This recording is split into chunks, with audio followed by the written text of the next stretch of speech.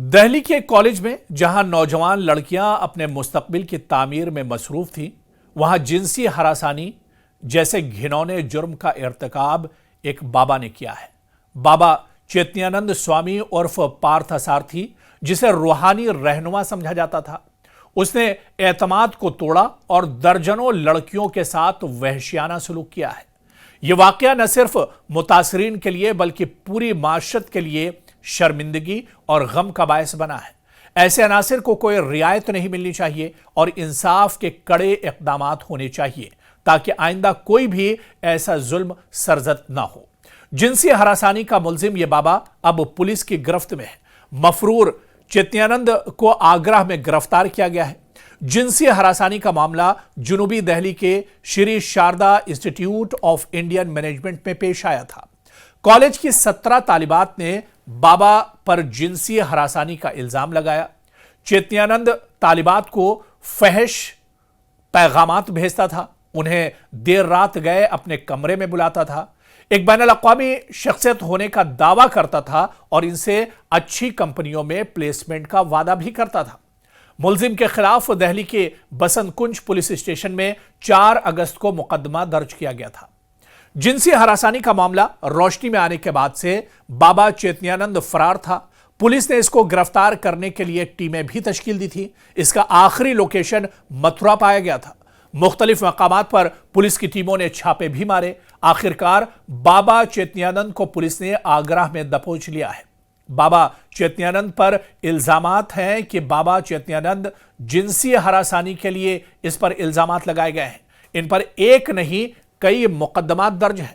ताजा मामला बसंत कुंज में वाक़े Shri Sharda Institute of Management का है, जहां कुल एक नहीं, 2 नहीं बल्कि 17 तालिबात ने बाबा पर जिनसी हरासानी के बड़े इल्जामात लगाए हैं। दरअसल हमारे मुल्क में बाबाओं को एक रूहानी हैसियत हासिल होती है और इन बाबाओं की अकीदत भी काफ़ी होती है और ऐसे में जो तलबा और तालिबात होते हैं वो भी इन बाबाओं की काफ़ी ज़्यादा इज्जत करते हैं और इसी वजह से इन बाबाओं के पास तलबा का आना जाना एक आम बात होती है। लेकिन कौन जानता है कि इन बाबाओं की भेष में दरअसल ये दरिंदे हैं। और आप देखिए कि शारदा इंस्टीट्यूट ऑफ मैनेजमेंट में 1-2 नहीं बल्कि 17 तालिबात को इस बाबा ने अपनी हवस का शिकार बनाया है। बाबा चैतन्यानंद पर फहश व्हाट्सएप और SMS पैगामात भेजने, जबरदस्ती जिस्मानी ताल्लुकात कायम करने और बदसलूकी करने का इल्जाम लगा है।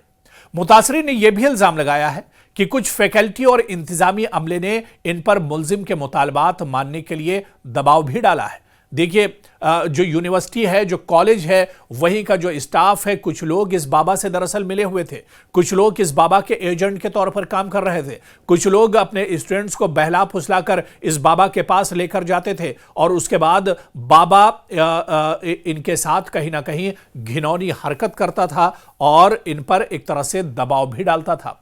आप देखिए कि सीसीटीवी, जो बाथरूम के करीब सीसीटीवी कैमरे नस्ब थे, तालिबात ने बताया कि सिक्योरिटी के नाम पर हॉस्टल, कमरों और हत्ता कि बाथरूम के करीब भी सीसीटीवी कैमरे नस्ब किए गए थे।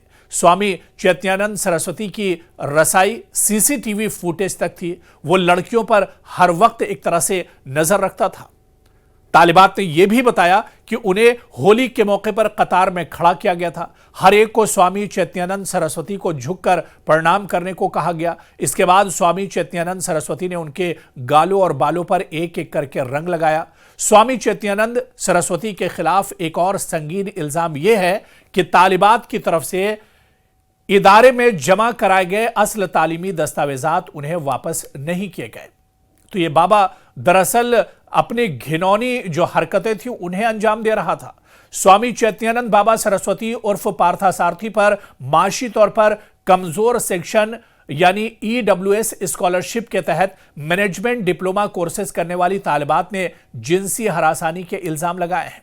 तो आप देखिए कि एक तालीमी मरकज, एक कॉलेज, एक स्कूल जहां पर लड़कियां अपने मुस्तकबिल को सुधारने के लिए आती हैं, जहां पर तालीम हासिल करने के लिए आती हैं, वहीं पर इस बाबा के भेष में एक दरिंदा किस तरह से इनके फ्यूचर के साथ, इनके मुस्तकबिल के साथ दरअसल खिलवाड़ कर रहा है। जिनसी हरासानी का मुल्जिम ये बाबा अब पुलिस के गिरफ्त में है और उम्मीद यही है कि इस मफरूर बाबा के साथ पुलिस अब सख्ती के साथ निपटेगी। और यह भी कहा जा रहा है कि इस बाबा से जब पूछताछ होगी तो जो बड़ी मछलियां हैं वो भी अब एक तरह से निकलकर सामने आ सकती हैं, जो बाबा के साथ जुड़ी हुई कड़ियां हैं वो भी अब एक तरह से निकलकर सामने आ सकती हैं। ये बाबा पूरा अपना गैंग किस तरह से चलाता था, किस तरह से मासूम लड़कियों को अपनी गिरफ्त में लेता था, किस तरह से जो तालिबात हैं उन्हें बहला फुसलाकर उनके साथ फहश और गंदी हरकत करता था, ये तमाम चीजें भी अब पुलिस की गिरफ्त में जाने के बाद और पूछताछ में एक तरह से निकलकर सामने आ सकती है। लेकिन एक तरफ यह भी कहा जाता है